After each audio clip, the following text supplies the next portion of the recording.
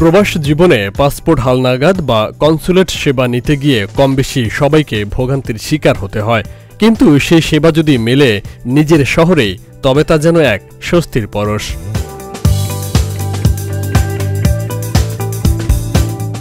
New জার্সির Atlantic সিটির county ভবনে এমনই এক স্বস্তিদায়ক উদ্যোগ নেয় Bangladesh association of Atlantic county BAAC। সহায়তায় ছিল বাংলাদেশ কনসুলেট, নিউ ইয়র্ক।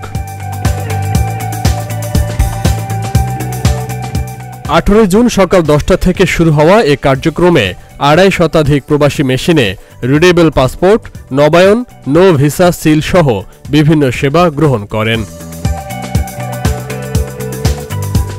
সেবা দেন deputy consul general Mohammad Anisuzzaman, প্রথম সচিব প্রসূন কুমার চক্রবর্তী, মোহাম্মদ আরিফুর রহমান সহ নিউ ইয়র্ক কনসুলেটের কর্মকর্তা ও কর্মচারীরা।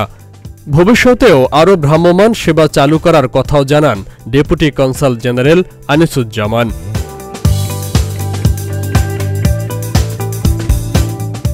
BAAC'র সভাপতি শহীদ খান বাংলাদেশ কনসুলেটর কর্মকর্তাদের আন্তরিক ধন্যবাদ জানান এবং ভবিষ্যতেও তাদের সহায়তা অব্যাহত থাকবে বলে আশাবাদ ব্যক্ত করেন।